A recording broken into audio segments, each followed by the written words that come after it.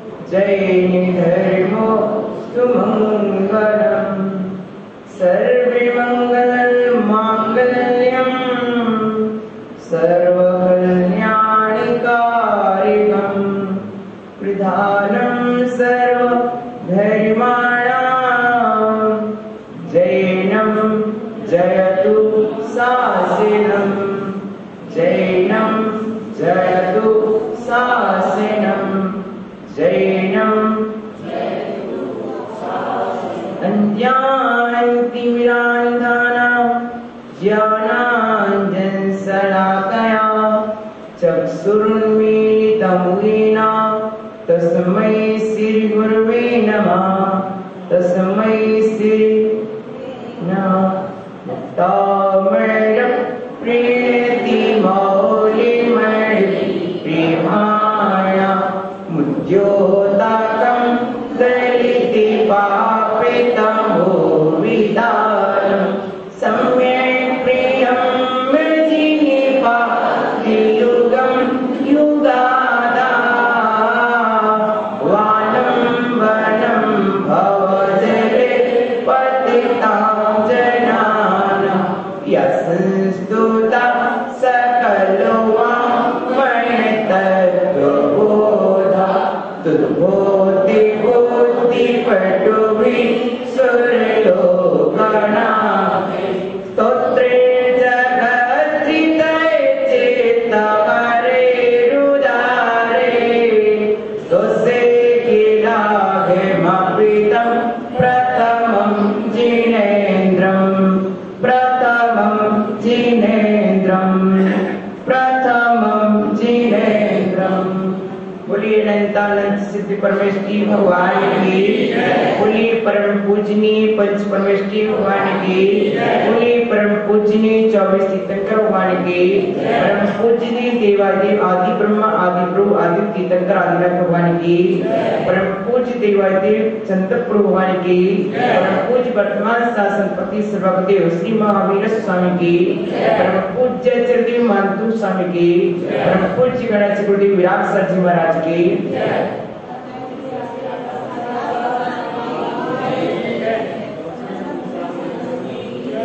प्रिय आत्मन मां सिंबाणी जग कल्याणी जीव तत्व प्रबोधिनी अजीव तत्व विवेचनी सर्वास्त्र निरोधनी कर्म बंध विमोचनी शंबर पद प्रदायिनी निर्जरा निर्झरणी मोक्ष महल धारणी पाप ताप संताप हारणी विश्व कल्याणकारिणी श्री चिंबाड़ी मां आपकी मंगलमयी उपासना मुझे संसार सागर से तारने वाली है। इसलिए मैं भक्तांबर स्तोत्र के माध्यम से भक्ति आराधना करते हुए अपने चित्त को उज्जवल बना रहा हूं। यह भक्तांबर का स्तोत्र भक्ति की वह पावन मंदाकिनी है जिसमें कर्म धुलते चले जाते हैं चित्त निर्मल हो जाता है, पाप पंख धुल जाता है, आत्मा शुद्ध होती है। प्रिय आत्मन, वक्तामृत स्तोत्र के 22वें काव्य में हम प्रवेश ले रहे हैं।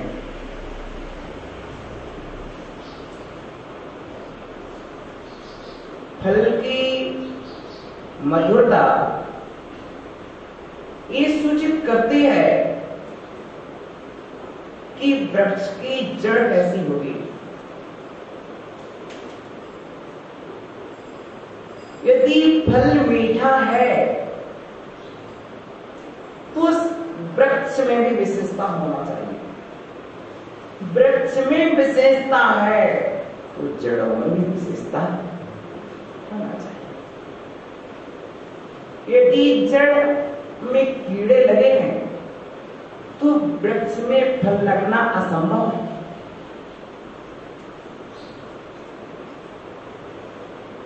फलों की माधुर्यता जड़ की माधुर्यता को दर्शाती है। मूल के बिना चूल मिलता कहाँ है?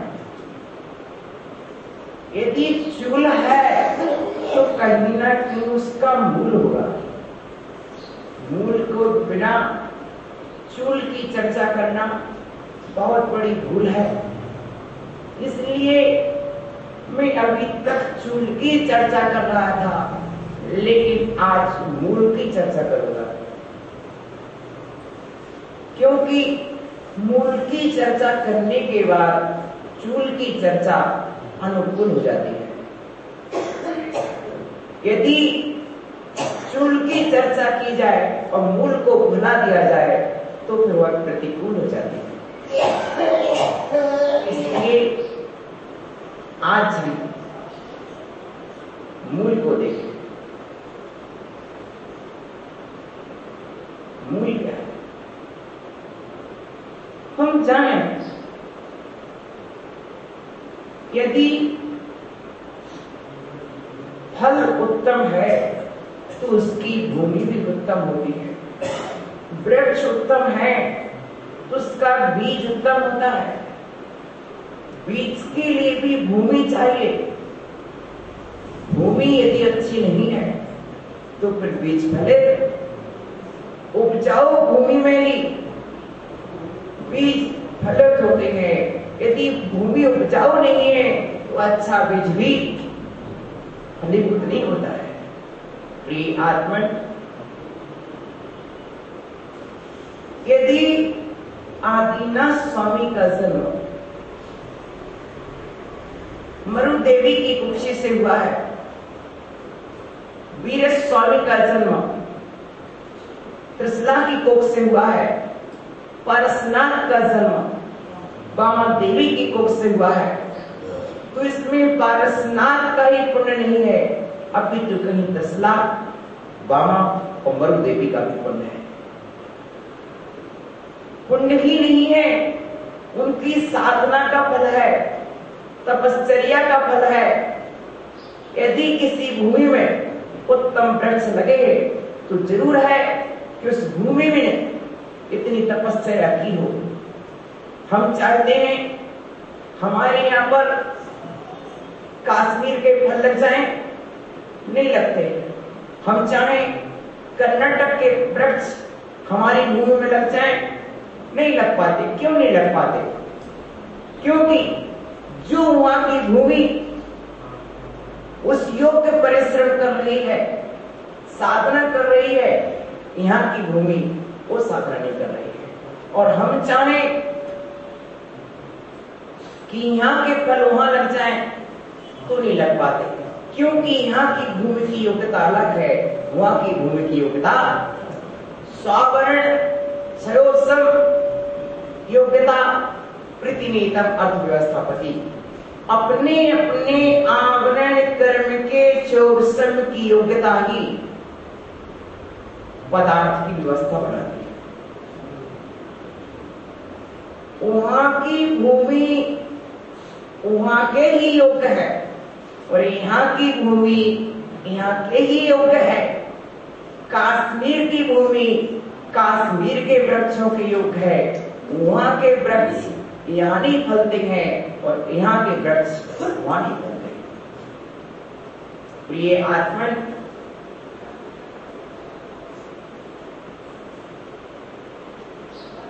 वन प्रदेश में नाना प्रकार की सामान्य घास तो कहीं भी उगाती है, लेकिन कल्पतरु को उगाने की भूमि कोई विशेष होती है।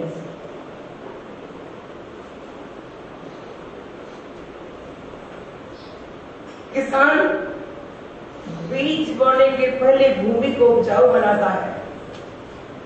यदि भूमि उपजाऊ बन गई है तो उसमें बीज को उत्पन्न करने की क्षमता आ जाती है। इसलिए एक बार नहीं, दो बार नहीं, 7 बार भी जोतता है। जोतने के बाद उसमें यथायोग्य खाद पानी भी देता है। प्रिय आत्मन, उसी तरह से जिसने तपस्या के माध्यम से अपनी हृदय भूमि को जोता है, जिसने ज्ञान और वैराग्य से जोता है, जिसने शील और संयम से जोता है, जिसने पूर्व भाव में ब्रह्मचर्य व्रत का पालन किया है, जिसने पूर्व भाव में शीलाचार और सदाचार का पालन किया है, जिनेंद्र भगवान की अगाध भक्ति की है, निरंतर जिनेंद्र के गुणों का गुणानुवाद किया है, निरंतर पूज्य पुरुषों की आराधना की है,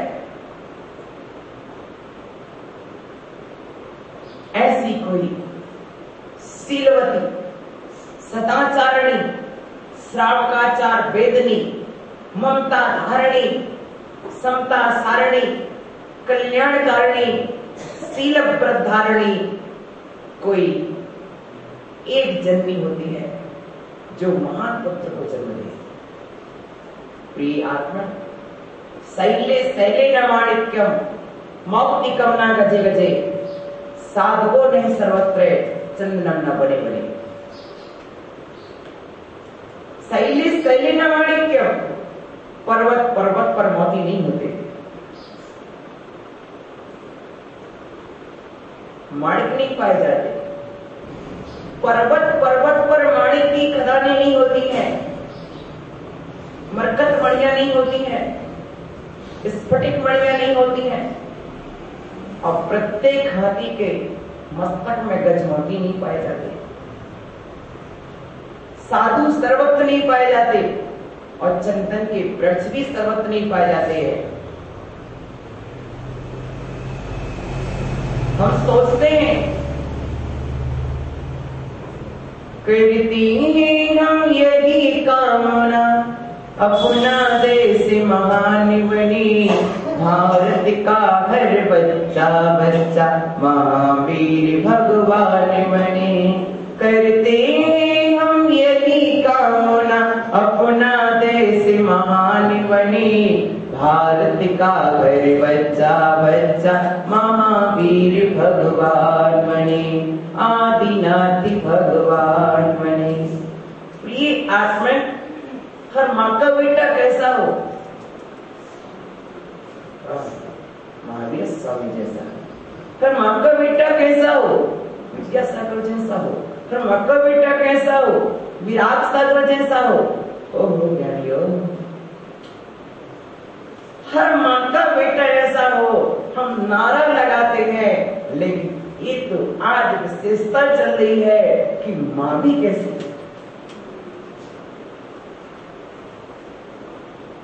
जिस भूमि पर वृक्ष को उगना है वह भूमि कैसी हो, जिस भूमि में बीज को डालना है वह भूमि कैसी हो। जब भूमि ही सही नहीं होगी तो बीज कैसे पुष्पित होगा, कैसे अंकुरित होगा, कैसे फलित होगा, कैसे पुष्पित होगा, बताइए। इसलिए आज विशेषता है प्रभु, यहाँ तो सैकड़ों महिलाएं हैं, सैकड़ों कहां, करोड़ों करोड़ों माताएं, बहुवचन लगा दिया, करोड़ों करोड़ों अरबों अरबों माताएं हैं, और प्रतिदिन हर सेकंड में बच्चों का जन्म हो रहा है, कोटि कोटि का जन्म हो रहा है। अनेकों संतान रोज जन्म लेती हैं, लेकिन हे नाथ, आप जैसी कोई दूसरी संतान का जन्म क्यों नहीं हुआ? बड़े आश्चर्य की बात है कि जब करोड़ों करोड़ों माताएं करोड़ों करोड़ों बच्चों को जन्म दे रही हैं, किंतु आप के समान कोई दूसरा पुत्र क्यों नहीं हुआ? हर क्या मां चाहती नहीं है? हर मां नारा लगाती है, लेकिन क्यों नहीं जन्म? मां मां कृष्णा की कोख से ही महावीर क्यों जन्मे? मां बामा की कोख से ही पारस क्यों जन्मे? मरुग देवी की कोख से ही आदिनाथ क्यों जन्मे? ऐरा देवी की कोख से ही शांतिनाथ क्यों जन्मे? कौन सी विशेषता थी आदिनाथ को मरुदेवी ने ही जन्म दिया? कोई दूसरा जन्म नहीं दे सका। आदिनाथ के समान कोई दूसरी पुत्र नहीं उत्पन्न कर सका। प्रिय आत्मा, वो मां कैसी होती है जिसके इतना महान पुत्र होता है? वो मां कैसी होती होगी? प्रिय आत्मा, हमें ध्यान देना होगा। यदि दूसरे के खेत की फसल हरिया रही है और मेरे खेत बंजर पड़ा है, ध्यान देना होगा। मेरे खेत में फसल नहीं उगी है, कहीं मैंने जोता ना हो, बंजर पड़ा, कारण उसका पुत्र महान है और मेरा पुत्र शैतान है। उसका पुत्र भगवान है और मेरा पुत्र शैतान है। ओ माताओ, आज का विषय आपके लिए समर्पित है।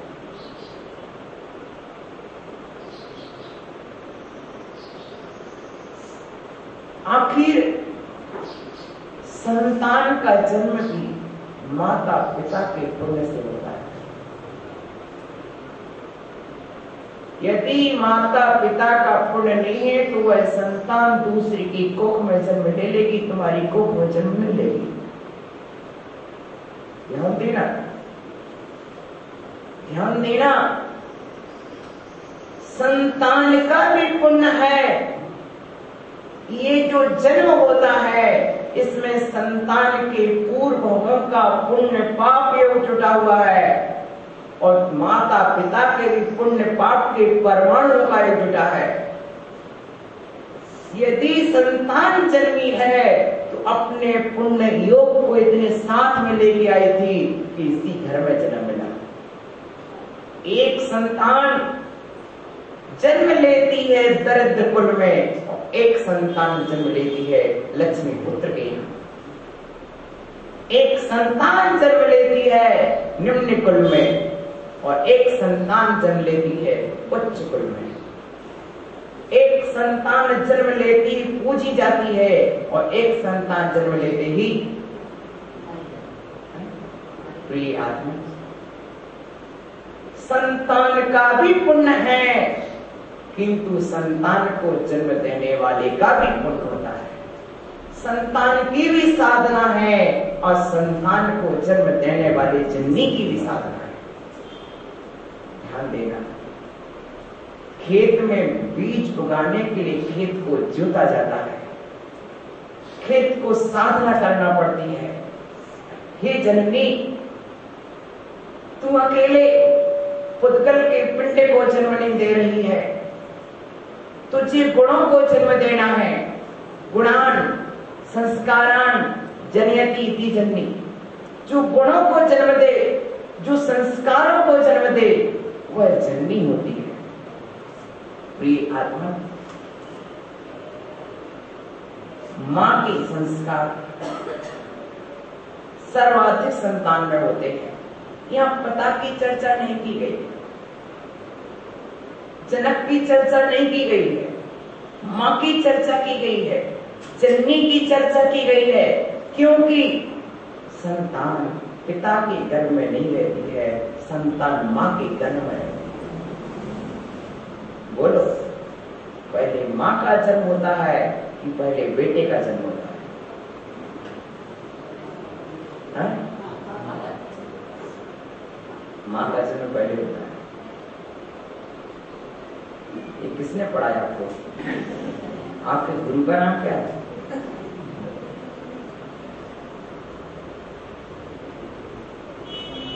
बताएं आप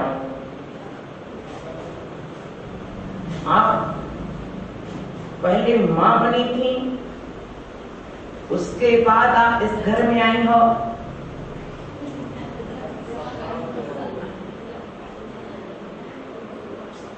महावीर जी, महावीर जी, माँ बनने के बाद आपके घर में आई कि आपके घर में आने के बाद माँ बनी?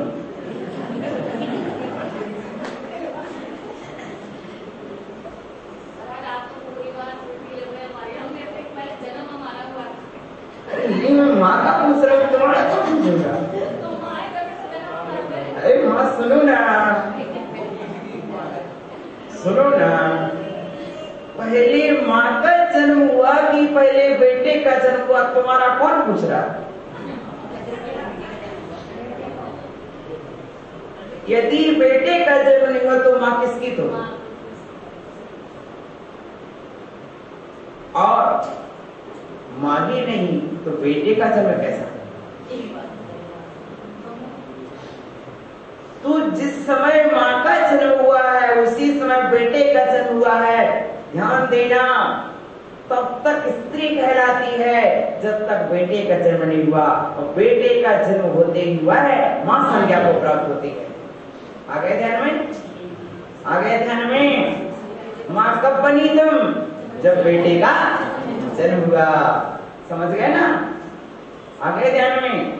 जिस समय आशीष का जन्म हुआ तो उस समय माँ बनी, और उसके पहले स्त्री। आत्मन बात सही है। तो देखो, माँ अपनी कोख में 9 महीने तक रखती है। ज्ञानी जी, गन्ना नीरस जमीन में डाल दिया, जमीन में रहते रहते वह जमीन के रसों को लेते हुए वह ये मिठास तो उसकी सहजता है, लेकिन जमीन भी उसे देती है। गन्ने में मिठास होना सहजता है, लेकिन जमीन की भी विशिष्टता है। समझ रहे हैं? एक जमीन नीम के वृक्षों को जन्म देती है, एक जमीन आम के वृक्षों को जन्म देती है, एक जमीन उत्तम फलों को जन्म देती है, एक जमीन कांटों को जन्म देती है। प्रिय आत्मन, मां के संस्कारों का प्रभाव संतान पर पड़ता है। जब संतान गर्भ में आती है तब की बात तो ठीक है, गर्भ में आने के पहले मां का कितना पुण्य है। ध्यान देना राजेंद्र जी, यदि तुम्हारे घर आशीष जैसे सरल स्वभावी बालक का जन्म हुआ है, सरल स्वभावी बालक का जन्म हुआ है, तो इसमें तुम्हारे भी पुण्य का उदय था कि तुमने ऐसे सरल स्वभावी बालक को पाया। बालक की मां का भी पुण्योदय था, उस बालक का भी पुण्योदय था कि जैसी उसकी प्रकृति है वैसे परिवार में उसका जन्म हुआ। तो ये आत्मन, यदि माता पिता पुण्यशील नहीं है तो कभी कभी शत्रु भी आकर के जन्म ले लेता है। तो ये माताओं, जब मैं आज के दौर में चर्चा करता हूं कि महिलाओं पूजा करो, दर्शन करो, तुम्हारा श्री अभी छोटी बहू है, अभी बहू छोटी है, अभी बच्चे छोटे हैं। हे माँ, तू कह रही है तूने 2-2 बच्चों को जन्म दिया है, 3-3 बच्चों को पाला है। जब संस्कार की बेला तो तभी है जब बच्चे गर्भ में हैं, तभी तो माँ को मंदिर जाना चाहिए, तभी तो पूजा पाठ करना चाहिए, मर्यादा सीमा का, तभी तो स्वाध्याय करना चाहिए, तभी तो सम्यक चिंतन करना चाहिए। रे माताओं, सबसे बड़ा संस्कार का यज्ञ गर्भ के काल में होता है।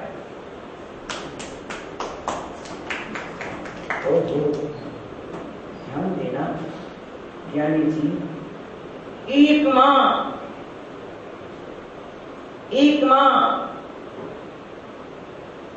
छत पर बाल सुखा रही थी।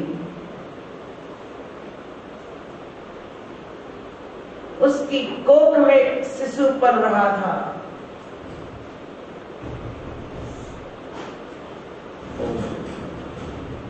और उसने उसके समय अन्य पुरुष को देखा। ध्यान देना, यदि तुम्हारे पुत्र के अंदर पिता के संस्कार ना होकर के अन्य किसी के संस्कार हैं, तो हो सकता है तुमने गर्भ के काल में किसी असभ्य पुरुष का चित्र देखा हो, असभ्य पुरुष का चरित्र सुना हो। ध्यान देना, ऐसे कथानक हमें शास्त्रों में मिलते हैं कि मात्र गर्भ के काल में या अशुद्धि के काल में कोई माँ पर पुरुष का रूप भी देख लेती है तो उसके संस्कार पुत्र में आ जाते हैं। प्रिय आत्मा, माँ को कैसा होना चाहिए? हम चाहते हैं मंदी भी जैसी माँ हो, तब आदिनाथ जैसा बेटा होगा। जब तृष्णा जैसी माँ होगी तो महावीर जैसा बेटा होगा। तो हे माताओं, जिनेंद्र भगवान की पूजा में बलि खुशी होना चाहिए। आज घर में बहू आती है, संस्कार होटल के मिलते हैं, संस्कार हम मंदिर के दे नहीं पाते हैं, तीर्थ यात्रा के लिए दे पाते हैं, पिकनिक के संस्कार देंगे, जम्बू यात्रा पर निकल गए, मंसूरी की यात्रा पर निकल गए, लेकिन महावीर जी की यात्रा तो हुई है, संवेशकर की यात्रा तो हुई है। प्रिय आत्मा, जिनेंद्र भगवान के दर्शन, जिनेंद्र भगवान की भक्ति से भरा हुआ जब माँ का मानस होगा,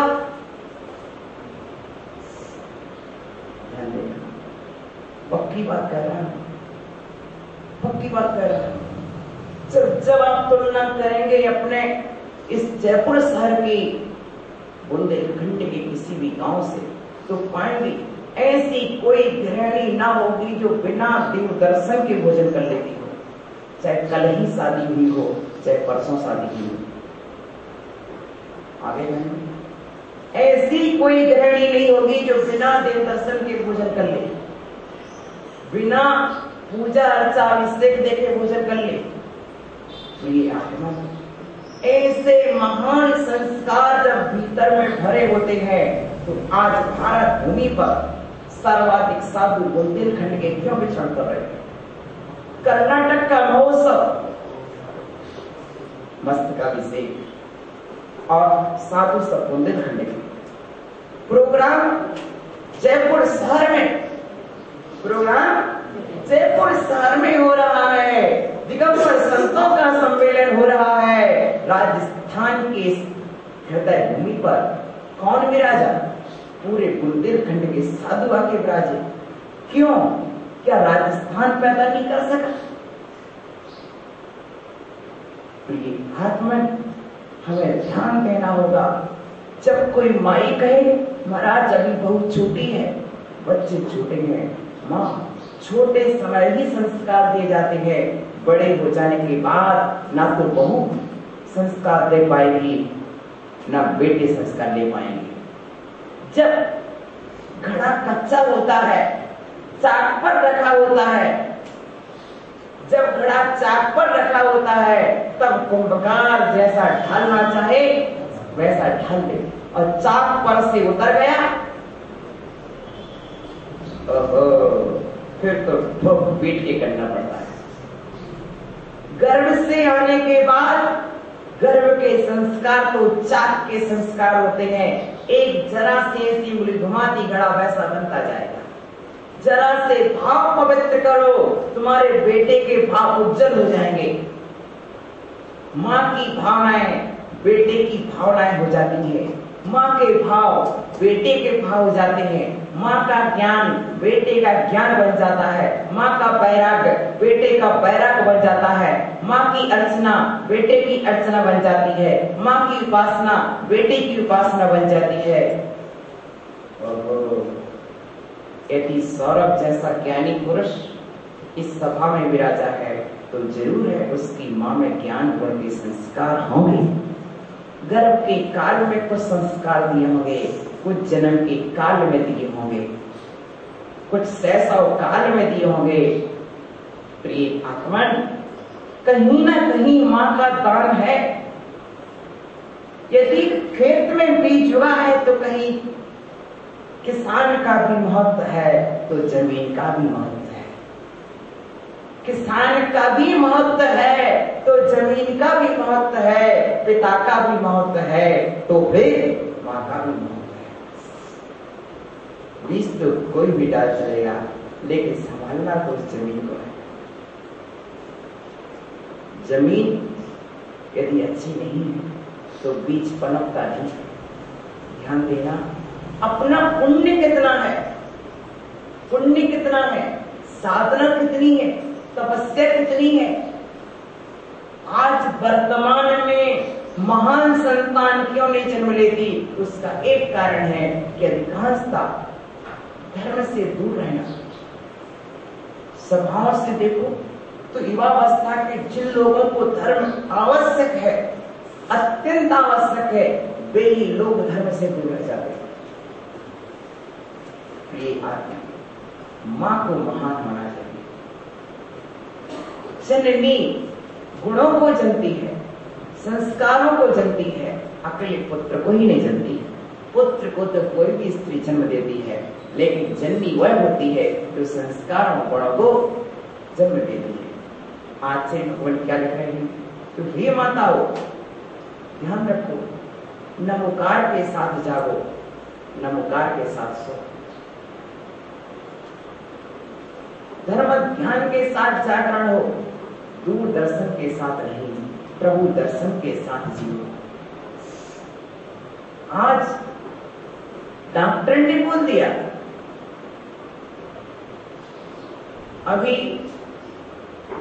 गर्भकाल चल रहा है, बेड रेस्ट। ओहो, ये बेड रेस्ट का काल कहीं टीवी में तो नहीं गुजर रहा है? हाँ, सत्य आपके सामने है। यदि टीवी में गुजर गया तो टीवी में से ही संस्कार निकल के आएंगे बेटे के अंदर। हाँ, ध्यान देना, आजकल हमारे घरों को अपवित्र करने वाले यदि कोई हैं तो आजकल टीवी, टावर, टेलीफोन, क्या टीवी, टावर, टेलीफोन के परमाणुओं ने हमारे घरों को इतना अपवित्र कर दिया है कि अनेक प्रकार की बीमारियां, वैचारिक बीमारियां, मानसिक बीमारियां, कायिक बीमारियां और वाचनिक बीमारियां जन्म ले रही हैं। मानसिक बीमारियां, जो अविचार, जो कुविचार पहले कभी जन्म नहीं लेता था, वो आज टीवी के माध्यम से जन्म ले रहा है। जो वचन हम कभी बोल नहीं पाते थे, वे वचन आज मोबाइल के माध्यम से बोल लेते हैं। उतना आदर, उतना रिस्पेक्ट, उतनी विनय, उतना सम्मान नहीं दे पाते, सत्य नहीं बोल पाते। वाचनिक, कायिक चेष्टाएं हमारी टीवी ने बदल दी है। प्रिय आत्मन, टीवी, टावर, टेलीफोन के परमाणुओं ने हमारी विशुद्धि को घटाया है। इसलिए अब हमें रत्नात्रय के परमाणुओं की आवश्यकता है, चिन्हवाणी के परमाणुओं की आवश्यकता है। आपके घर में संतान जन्म ले रही है और आप टीवी चला रहे हैं। बताइए कौन से परमाणु बिखेर रहे हैं अपने घर के कोने में। उस नाजुक कली पर कैसा प्रभाव पड़ेगा, उस नाजुक फूल पर कैसा प्रभाव पड़ेगा। बस मुझे इससे प्रयोजन नहीं है कि आदिनाथ को मरुदेवी ने क्या संस्कार दिए, मुझसे ये प्रयोजन है आने वाली माताएं हम कैसे संस्कार दें, मुझे कैसा होना चाहिए, मुझे कैसा होना चाहिए।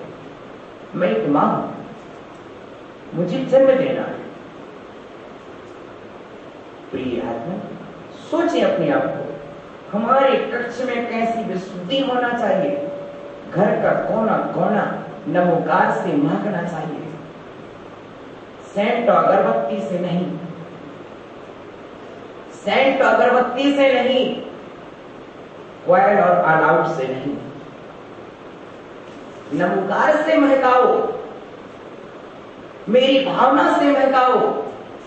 जब कक्ष के अंदर प्रवेश करे, ओहो ज्ञानियों, तीर्थंकर की मां जिस कक्ष में रहती है, अष्ट सची कुमारी देवियां,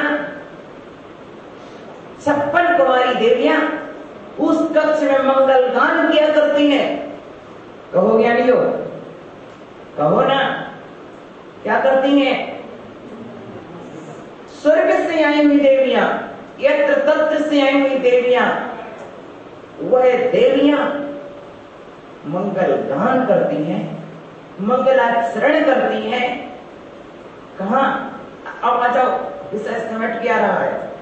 तीर्थंकर कुमार मां के गर्भ में है, गर्भ में आने के पहले ही देवियां आ चुकी हैं और मां का गर्भ शोधन करती है। ध्यान देना, जिसने मां ने पहले संतान को जन्म दिया है, उस कोख में तीर्थंकर आगमन नहीं होता। ध्यान देना, तीर्थंकर अपनी मां की इकलौती संतान होते हैं। क्यों होते हैं? क्यों होते हैं? कारण कि तीर्थंकर के पिता उसी दिन ब्रह्मचर्य व्रत ले लेते हैं, माता पिता, जिस दिन तीर्थंकर का जन्म होता है। आए ध्यान में? इतने महान माता पिता होते हैं। वर्मे को गुणी पुत्रो, एक ही पुत्र का जन्म हो गया। अब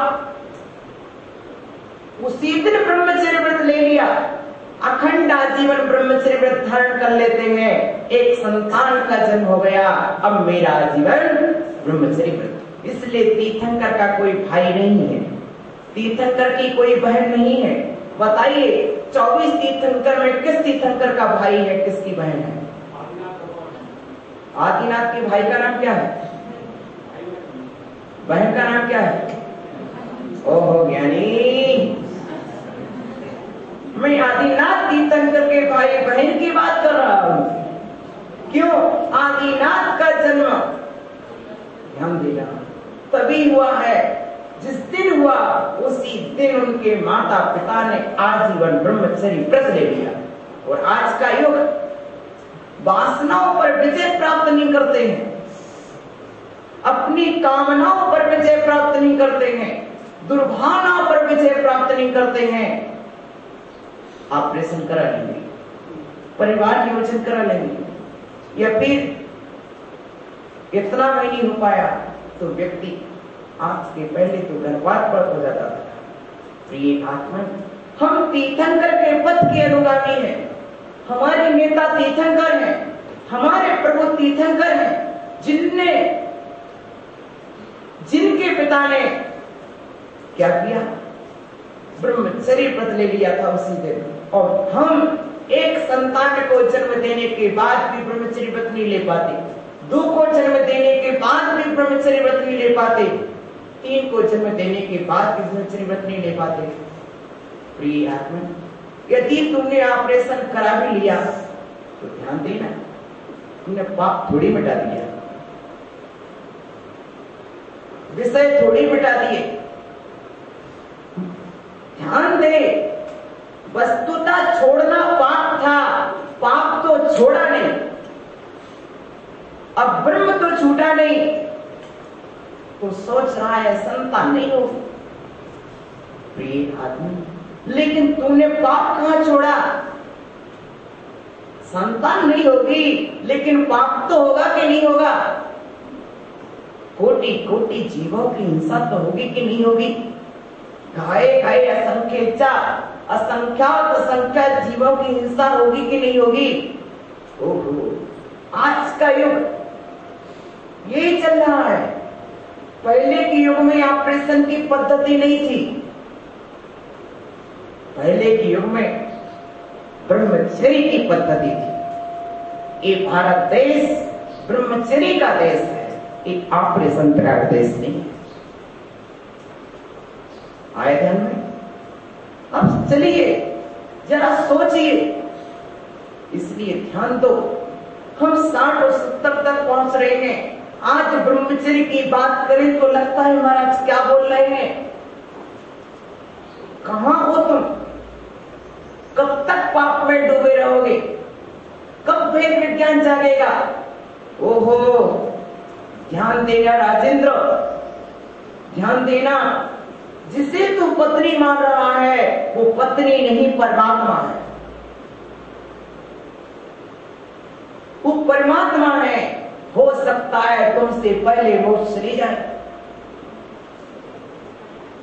एक बार वेद विज्ञान कर ले कि आनंद शरीर में है कि आनंद आत्मा में है। आनंद आत्मा का गुण है। जब आनंद ही चाहिए तो तुम अपनी आत्मा से निकाल, दूसरे के शरीर से आनंद निकालने की व्यर्थ की भूल कहां से? प्रिय आत्मा, एक बार तत्व ज्ञान जाग जाए, महावीर का विज्ञान तुम्हारे पास आ जाए, आदिनाथ का भेद विज्ञान आ जाए, जैन शासन का ज्ञान तुम्हारे पास आ जाए, लौकिकताओं में जीना, अनादि के संस्कारों में पले पले चले आना। ध्यान देना, इन चीजों की कोई पाठशाला नहीं है, लेकिन फिर भी सीखे हैं, क्योंकि अनादि के संस्कार, जो संस्कार मेरे पशु पर्याय में थे वही संस्कार लेके हम जीते रहे, तो हमने क्या जिया? हमें तो तीर्थंकर की संतान है, वीर की संतान है, तो वीर के संस्कारों में जिए। महावीर की संतान महावीर के संस्कारों में जिए और महावीर बने, तब महानता है। प्रिय आत्मन, ध्यान देना। महाराज श्री, ये मेरी धर्म पत्नी है। धिक्कार है, धिक्कार है। तू मंदिर में आके महाराज को परिचय दे रहा है कि मेरी धर्म पत्नी है। हो गया नहीं, जब तू मंदिर आया था क्या पत्नी को साथ में लेके आया? अरे उतने समय तो भाई बहन बन के मंदिर आते। महाराज श्री बताइए, क्या पत्नी हर समय पत्नी होती है? बोलो, ध्यान देना। पत्नी हर समय पत्नी नहीं होती है। यदि हर समय पत्नी रहेगी तो 24 घंटे पाप का आश्रम होगा। ध्यान देना, जिस समय भोजन परोस रही है उस समय तुम पत्नी मत मानना, उस समय तुम मां मान लेना। क्या मानना? मां को स्वीकार करना कि ये मेरी मां है। जिस समय वह मंदिर आ रही है, मंदिर ला रही है, मंदिर के लिए चल रही है, पूजा पाठ कर रही है, उस समय तुम बहन स्वीकार करना। क्या स्वीकार करना? ये बहन है। जो जैसे हम बचपन में बहन भाई रहते थे, वैसे हम भगवान के पास जा रहे हैं, गुरु के पास जा रहे हैं। आज हम दोनों भाई बहन मंदिर में गए हो ना, ब्रह्मचर्य व्रत लेके गए ना मंदिर, तो भाई बहन हुए कि नहीं हुए? बोलो बस। अब कभी पत्नी से कोई गलत कार्य हो जाए, कभी अनादर हो जाए, तो कभी बेटी का व्यवहार भी रख लेना। कभी मंदिर आते नहीं बन रहा, जिस तरह अपनी बेटी को ले आते हो उसी तरह लेके आ गए। कभी उचित सलाह दे तो मंत्री और गुरु के तुल्य भी बताया है। प्रिय आत्मन, ध्यान दो, हमारी ये भूल होती है, हम पत्नी को हर समय पत्नी मान बैठते हैं, गलत। प्रिय आत्मन, यदि तुम हर समय पत्नी मानोगे तो 24 घंटे पाप का आश्रय होगा।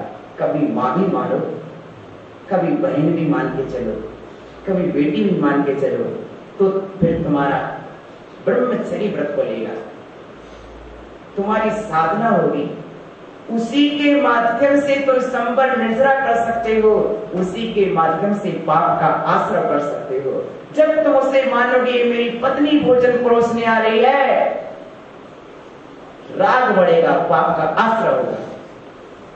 और जब ये स्वीकार करोगे मां भोजन परोसने आ रही है, तो राग नहीं बढ़ेगा, वात्सल्य बढ़ेगा, और वह भोजन तुम्हारे लिए गुणों को उत्पन्न करेगा। प्रिय आत्मा, मान्यता ही तो है, मान्यता ही है। मुझे मेरी मान्यता ही अनुभव कराती है। जब मेरे सामने आहार देने कोई खड़ा होता है, मैं सोचता हूं ये मेरी मां है। आचार्य शांति सागर महाराज कटनी में चतुर्मास कर रहे थे। एक 9 वर्ष की बेटी आई, बोले महाराज श्री, आज मैंने आपको आहार दान दिया है। बोले मां, तुम भी कोई नियम ले लो। आचार्य शांति सागर महाराज, जिनकी उम्र 60 साल 70 साल, वो कह रहे 9 साल की बेटी से, मां तुम भी कोई नियम ले लो। यदि तुमने मुझे आहार दान दिया है तो तुम मेरी मां हो। ध्यान देना, मां इतने से चिंतन पर आपके दिगंबर मुनिराज जीते हैं।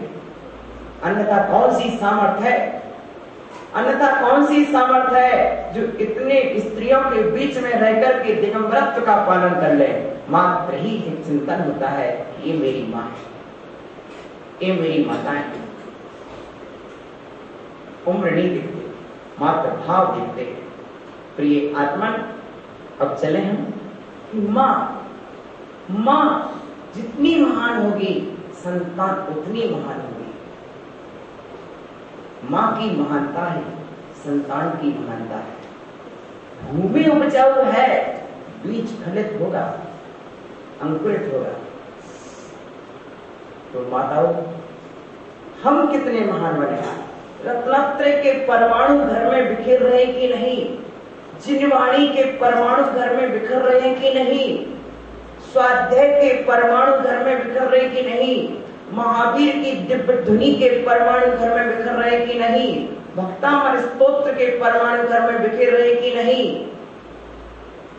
मैंने देखा है, मैं जिस घर में रहा हूं,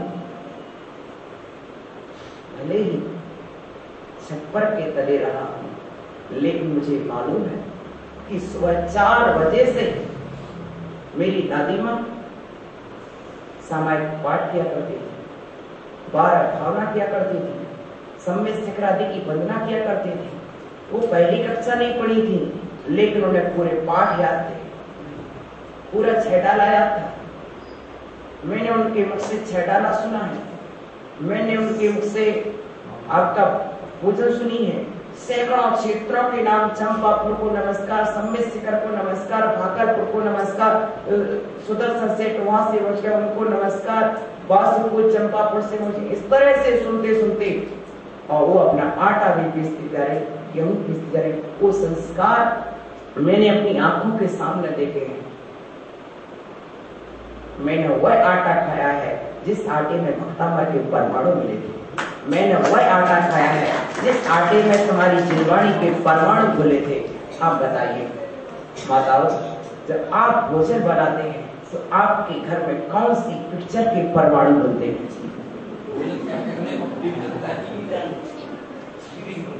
नहीं, इसीलिए तो हम कहते तुम्हें हर माँ का बेटा कैसा हो, विभव सागर जैसा हो। लेकिन हो कैसे, हो कैसे? जो माहौल मेरी माँ ने दिया है, जो माहौल मेरी दादी ने दिया है, जो माहौल मुझे मेरी नानी ने दिया है, क्या वह माहौल तुम दे रही हो अपने बेटे को?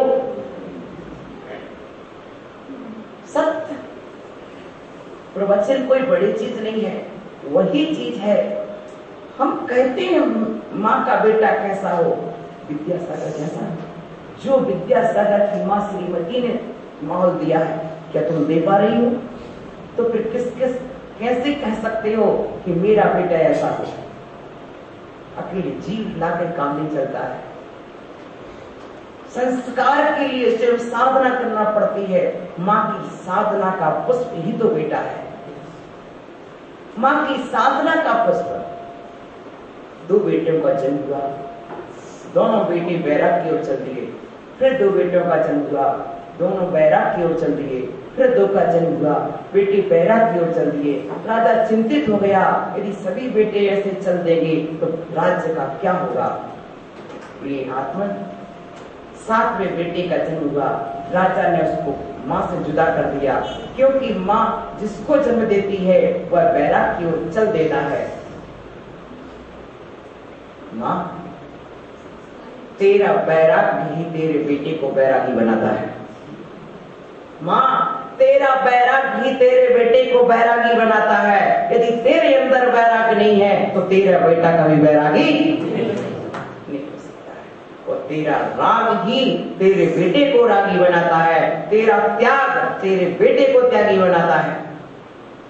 ध्यान देना, वह माँ का संकल्प था, मेरे जितने बेटे होंगे सबके सब बेटे मुनि बनना चाहिए।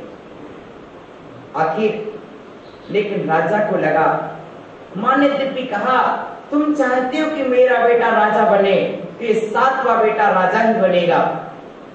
लेकिन राजा को विश्वास नहीं हुआ, उसने अपना बेटा धाय के हाथों में सौंप दिया।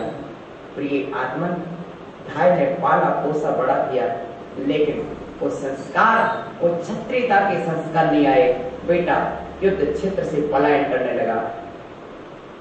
प्रिय आत्मा, मेरा कहने का प्रिय है कि जिस माँ ने ज्ञान वैराग के संस्कार दिए हैं, वे बेटे ज्ञान और वैराग की ओर बढ़ते हैं।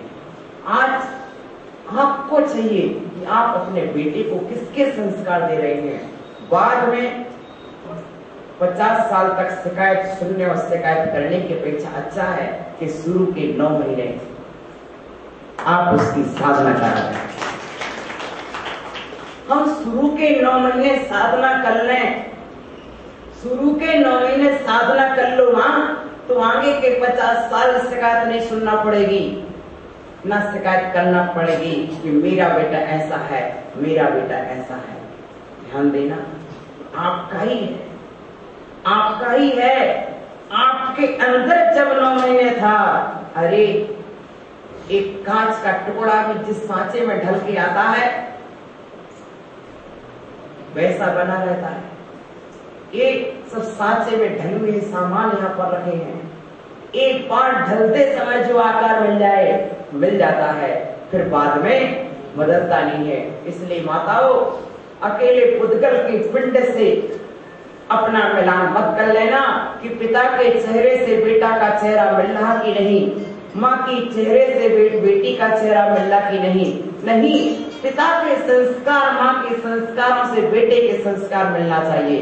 और इतना ही नहीं, माँ के संस्कार नहीं, जिनवाड़ी माँ के संस्कार से बेटे के संस्कार मिलना चाहिए।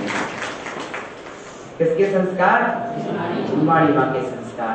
देखो क्या स्थिति है, चले हम। तानि क्षतिसो जनयन्ति पौत्रान्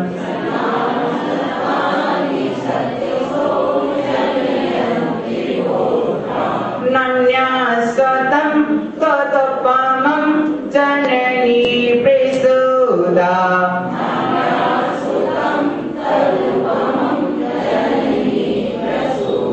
सर्वातिशो ददति मानि सहस्ररश्मिं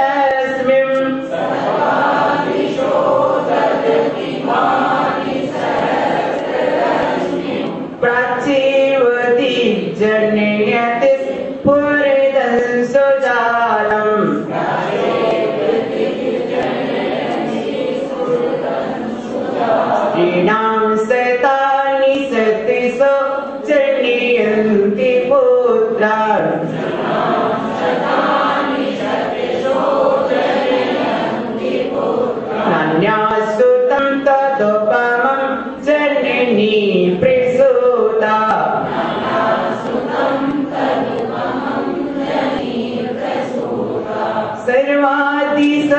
ददति भाति सहस्ररश्मिम्।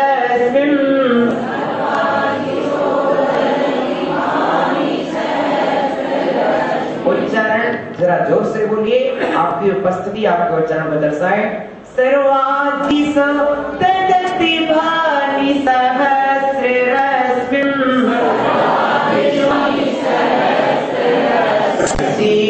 जीवदीप्तिनियति स्फुरदंसुजालम्।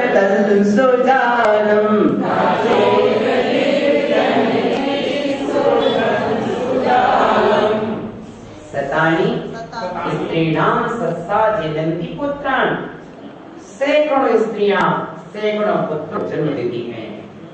ना अन्या, किंतु कोई ऐसी नहीं है जो तत् उपमम जननी प्रसूता, आपके समान पुत्र को जन्म दे सके। ऐसी कोई दूसरी माँ नहीं है, एक ही माँ थी, उसने जन्म दे दिया। अब दूसरी माँ इस धरती पर पैदा ही नहीं हो सकी। एक ही थी, कोई उसके बाद कोई दूसरी वैसे संस्कारशीला, सदाचारशीला, गुण संपन्नशीला, सर्वाधिसो सदति भानि, नक्षत्रों को, ताराओं को सभी दिशाएं धारण करती हैं। बताइए, तारा किस दिशा में होते हैं? तारामंडल कहाँ होता है? सब दिशाओं में होते हैं। नक्षत्र सब दिशा में होते हैं।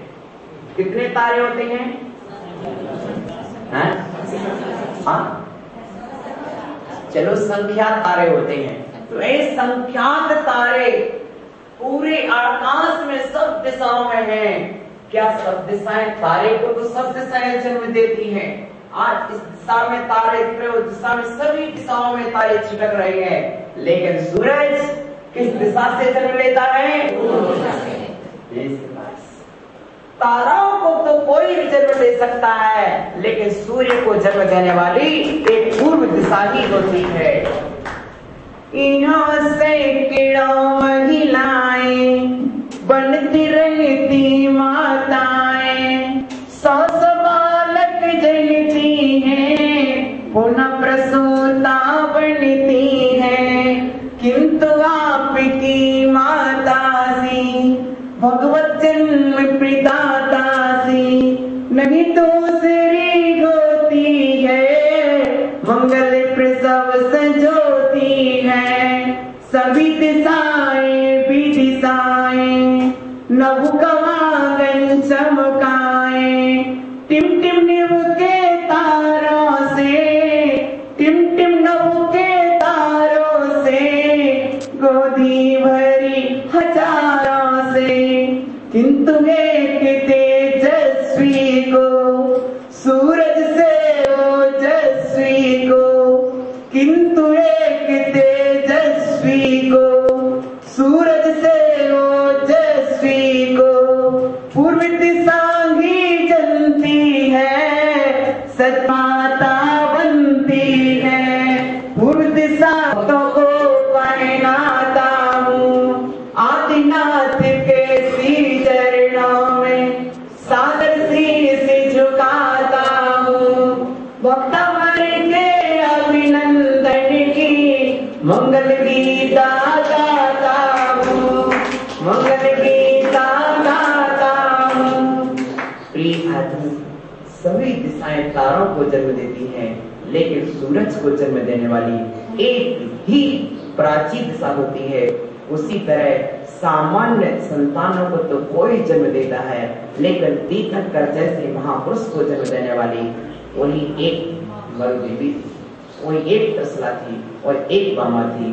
प्रिय आत्मन, 4 को और 1000 को नहीं, एक को जन्म दो, परंतु ऐसा जन्म दो कि वह बरमे को गुणी पुत्र महान गुणवान होना चाहिए। आज का विषय आपके लिए बहुत अच्छा मिला हुआ है कि हम पापों पर विजय प्राप्त करें। हम परिवार नियोजन नहीं, पाप नियोजन, परिवार नियोजन, पाप नियोजन करें कि हम आज से पाप नहीं करेंगे। यदि तुमने पाप नियोजन कर लिया है तो परिवार नियोजन की आवश्यकता कहाँ रही, वो तो अपने आप हो जाता है। कहो सत्य तो है ना। यदि पाप नियोजन कर लिया है तो परिवार नियोजन की आवश्यकता कहाँ रही, और पाप नियोजन नहीं किया है तो परिवार नियोजन से होगा क्या, मात्र संतान ही नहीं होगी, पाप तो होगा, नरक तो होगा। यदि पाप निरोधन्यो संपदा के प्रयोजनम, यदि पाप रुक गया है तो संपदा से क्या प्रयोजन। ध्यान दे लेना, इस भूल में मत रहना। जिसके 100 पुत्र होते हैं, यदि पुण्यशाली जीव है तो वह भी पलता है, और जिसका एक पुत्र होता है यदि पाप है तो वो भी दर दर का भिखारी बनता है। एक भूल मत कर लेना कि 2 संतान हो गई, 3 हो गई तो कौन पालेगा, कौन पोसेगा। प्रिय आत्मन, वह अपना विधान साथ में लेके आया है, वह अपना विधान साथ में लेके आया है। अंजना, बसंते, बसंत माला कहती है, अंजना इस भीषण जंगल में हमारा तुम्हारा तो ठीक है, लेकिन जो गर्भ में पल रहा है उसकी रक्षा कौन करेगा, उसको भोजन पानी कहां से मिलेगा। अंजना कहती है, तुम चिंता मत करो बसंतमाला, वह भी अपना विधान साथ में लेके आया है। उसकी विधि के विधाता तुम नहीं हो। क्या? उसकी विधि के विधाता तुम नहीं हो। इतने साधु आ जाए, कौन चौका लगाएगा। सौरभ, साधु का पुण्य ही आएगा, वही चौका लगाएगा। तो क्या लगाएगा? साधु जब आएगा तो वो भी अपना पुण्य घर पे रख के नहीं आएगा। जब साधु आएगा, अरे तो उसके पुण्य तो पहले आ जाएगा। जब तीर्थंकर आएगा तो उसके पहले उसका पुण्य आ जाता है। अरे सूरज आएगा तो उसका प्रकाश कहाँ समाएगा। चिंता न कर ज्ञानी, जहाँ सूर्य आएगा तो उसका प्रकाश भी अपने आप फैलता जाएगा, फैलता जाएगा, फैलता जाएगा। सूरज तेरे में समाए या न समाए, पर सूरज का प्रकाश तो सारे संसार में समा जाता है। ये आत्मन, ये मत सोचो, पुण्य होता है। आपकी कोख में मैंने देखा है 5-5, 6-6, 7-7 भाई हैं, सबका व्यापार बढ़िया चल रहा है। हो गया ना सबका व्यापार, जितने देखो सबके सब योग्य बन जाते हैं। पुण्यात्मा के घर में पुण्यात्मा ही जन्म लेता है। ध्यान रख लेना, आप पुण्यशाली जी हो, उच्च कुल में जन्मे हो, आपके घर में महान पुण्यशाली जी भी जन्म लेगा। मैंने देखा है कभी जैनी व्यक्ति के घर में 5-5, 7-7 संतानें भी होगी, एक भी जैन व्यक्ति भिक्षा मांगते नहीं मिलेगा। क्योंकि जैन कुल में जो आया है, ऐसा लाखों करोड़ों में कोई एक व्यक्ति ऐसा पुण्यशाली होता है जो जैन कुल में छने पानी में पैदा हो जाए। महावीर जी, ये मत सोच लेना कि तीसरा बच्चा जन्म ले लेगा तो क्या होगा, चौथा जन्म लेगा तो क्या होगा। चौथे को जन्म लेने के पहले इतना पुण्य चाहिए कि मैं जैन कुल का श्रावक हूँ, मैं दिगंबरों का भक्त हूँ, मैं जैनेन्द्र भक्त हूँ। जैनेन्द्र भक्त के घर में आने के लिए भी उसे पुण्य चाहिए। सामान्य व्यक्ति जैन कुल में जन्म लिया, छने पानी में पैदा होने के लिए, दया के आंगन में पैदा होने के लिए, करुणा के आंगन में पैदा होने के लिए, पंच परमेष्ठी की राजधानी पर राज करने के लिए सामान्य व्यक्ति पैदा नहीं होता। तो ये आत्मा तो कहाँ सोचते हो। जो बात आगम की है सो सत्य है और सत्य कहेंगे। एक ध्यान देना, अदालत में कोई बैठता है तो गीता को हाथ में लेकर बोलता है, लेकिन मैं जिनेंद्र भगवान की आसन पर बैठता हूँ तो ये भक्तांबर ही मेरी गीता है। और जो बोलूंगा सबके हित में बोलूंगा, सबके कल्याण में बोलूंगा, सबके भलाई के लिए बोलूंगा। प्रिय आत्मन, इसलिए कभी ये मत सोच लेना कि घर में संतान आ गई तो क्या होगा। अब तो बहुत व्यक्ति समय बदल गया है, लेकिन अब इतना ध्यान देना, आप जैन कुल में पैदा हो, जैन के संस्कार अपने भर बना के रहो। बच्चे के मत सोचो, मेरे अंदर यदि जैन के संस्कार हैं तो मुझे बच्चे की किंचित फिक्र नहीं करना है। वो जो जन्म लेगा उसके पुण्य से उसका भला अपने आप ध्यान देना।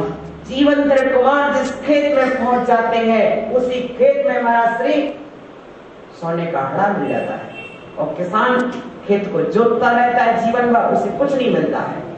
ध्यान देना महावीर, मेहनत से ही सब कुछ नहीं होता है, कुछ भाग्य से भी होता है। लगता आश्चर्य लगता है कि मुट्ठी भर लोग देश के लिए कितना टैक्स दे रहे हैं। एक जैन समाज मुट्ठी भर है, और सबसे ज्यादा टैक्स देने वाली समाज जैन समाज है।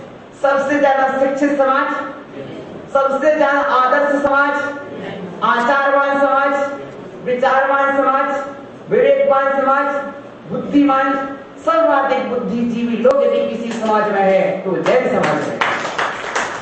जब जब राष्ट्र के गौरव की बात आती है तो जैन समाज सबसे अग्रणी रहता है। प्रिय आत्मा, ऊधम में ये जैन समाज अग्रणी नहीं है, लेकिन जैन समाज जैसे उद्योगी, उद्यमशील, उत्साही कहीं नहीं मिलते। प्रिय आत्मा, आपके यहाँ का एक एक जैन व्यक्ति अमेरिका जैसे स्थानों पर गुरु बन के बैठे हैं, मैनेजमेंट गुरु, ये गुरु, अरे इतने बड़े अमेरिका, शिकागो जैसे देशों में आपके यहाँ व्यक्ति वहां के गुरु बन के बैठे हैं। जैनों के पास माइंड है, पुण्य है, उनका मस्तिष्क चलता है, उनके विचार चलते हैं, वे विचार देते हैं। प्रिय आत्मा, जिसने ब्रह्मचर्य की साधना की है उसके विचार अवसर पर काम आते हैं। सुन लिया? जिसने ब्रह्मचर्य की साधना की है उसका विवेक, उसका विचार अवसर पर काम आता है। जिसने ब्रह्मचर्य की साधना नहीं की है उसके विचार और विवेक अवसर पर काम नहीं आते हैं। प्रिय आत्मा, आज का पूरा मैटर ये बोलता है। एक सज्जन मेरे पास आए, बोले महाराज श्री मेरी शादी की वर्षगांठ है। मैंने कहा भाई आप एक काम करेंगे? बोले महाराज श्री आप बताएं। मैंने कहा आपकी पहली वर्षगांठ है? बोले हाँ महाराज श्री पहली वर्षगांठ है। मैंने कहा साल में, महीने में एक दिन का ब्रह्मचर्य व्रत ले लो। महीने में एक दिन का ब्रह्मचर्य व्रत, बहुत अच्छी शिक्षा दे रहा हूं सभी के लिए। महीने में एक दिन का ब्रह्मचर्य व्रत ले लो। बोले महाराज श्री आपकी आज्ञा स्वीकार है। वो मेरे गुरु भक्त श्रावक थे। दूसरी वर्ष उनका नियम, आचार्य श्री के पास जाएंगे। दूसरे वर्ष आए, मैंने कहा आप महीने में 2 दिन का ब्रह्मचर्य व्रत ले लो। तीसरी वर्ष मैंने कहा महीने में 3 दिन का ब्रह्मचर्य व्रत ले लो। इस क्रम से यदि चलते चलते आप 30 साल पर पहुंचेंगे तो आप आजीवन ब्रह्मचर्य व्रती बन जाएंगे। बताइए क्या आप महीने में 1 दिन का ब्रह्मचर्य व्रत नहीं ले सकते? शादी की दूसरी वर्षगांठ है, इतना तो अभ्यास करो कि आप महीने में 2 दिन का ब्रह्मचर्य व्रत, तीसरी साल पहुंच चुके हो, महीने में 3 दिन का ब्रह्मचर्य व्रत, महीने 8 दिन का ब्रह्मचर्य व्रत, महीने में 5 दिन का ब्रह्मचर्य व्रत। हम चाहते हैं कि मरुदेवी बने, त्रिशला बने, वामा बने। हम चाहते हैं कि हम सिद्धार्थ बने, हम अश्वसेन बने और हम नाभि राय बने। किंतु नाभि राय बनने के लिए कुछ मेरी राय मानना पड़ेगी। नाभि राय बनने के लिए भी थोड़ी बहुत मेरी राय मानना पड़ेगी। तुम सोचो कि हम रायचंद्र की राय स्वीकार न करें और स्वयं नाभि राय बन जाए तो? प्रिय आत्मा ध्यान देना, सिद्धार्थ बनने के लिए थोड़ा समझना पड़ेगा, थोड़ा सा समझना पड़ेगा। ध्यान दो, महीने में 1 दिन का व्रत, महीने में 2 दिन का व्रत, महीने में 3 दिन का व्रत, महीने में 4 दिन का व्रत। बुंदेलखंड में इतने पंच कल्याणक होते हैं, हर पंच कल्याण में कोई 50 व्यक्ति 100 व्यक्ति ब्रह्मचर्य व्रत धारण करते हैं। पिच्छिका प्रवर्तन में कभी बोली नहीं लगती हम लोगों की पिच्छी की। जो ब्रह्मचर्य व्रत धारण करेगा उसे पिच्छिका प्राप्त होती है। कई बार लोग बोलते महाराज आपकी पिच्छी की बोली लगती तो 10 लाख मंदिर को फायदा होता, 15 लाख मंदिर को फायदा होता। आपने बताओ बोली लगवा दी, ये सुरेश होता तो यही कहता। यही कहता कि महाराज आप तो बोली लगवा दो। भैया बोली लगाना क्या साधु के उपकरण बेचे जाते हैं? ओहो ज्ञानी, उपकरण बेचे नहीं जाते हैं। कैसे में बोली लेगा उसके साधु बनने के भाव नहीं होंगे, लेकिन जो व्रत लेके पिछी लेगा उसके निरंतर साधु बनने के भाव रहेंगे। समझ गए ना? तो आज के दिन हमने सुना है माँ कैसे बना जाता है,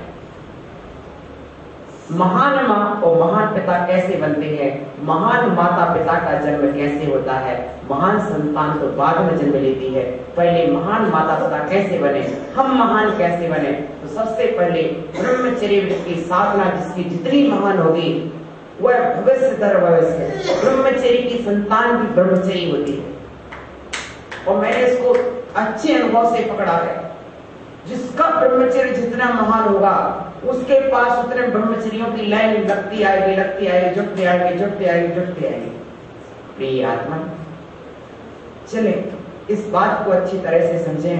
अपना अपना पुण्य तो है ही, और साथ में ये भी यानी अकेले ब्रह्मचर्य से नहीं, ब्रह्मचर्य तो साधना है ही, साथ में वात्सल्य है, प्रेम है, भक्ति है, श्रद्धा है, पुण्य है, अनेक कार्य होते हैं। अकेले एक गुण के आधार पर वे नहीं कर सकते कि उनके एक गुण के कारण व्यक्ति जुटे हैं, नहीं, हजारों गुण एक साथ मिलते हैं तब कहीं जुड़ पाते हैं। बस का एक चक्का आगे बढ़ा, हजारों पैच पुर्जे काम करते हैं। यदि मेरा साथ मान के चलिए विजय पंडित जी जुड़े हैं, तो अकेले मेरे एक गुण के कारण नहीं जुड़े, हो सकता है मुझमें कुछ ऐसे और भी गुण होंगे जो उनको पसंद आ गए। प्रिय आत्मा, इसी तरह से आज का सूत्र है कि आप यदि आपके 20 वर्ष का शादी की हो चुके हैं तो आपको चाहिए महीने में 20 दिन का ब्रह्मचर्य स्वीकार करें।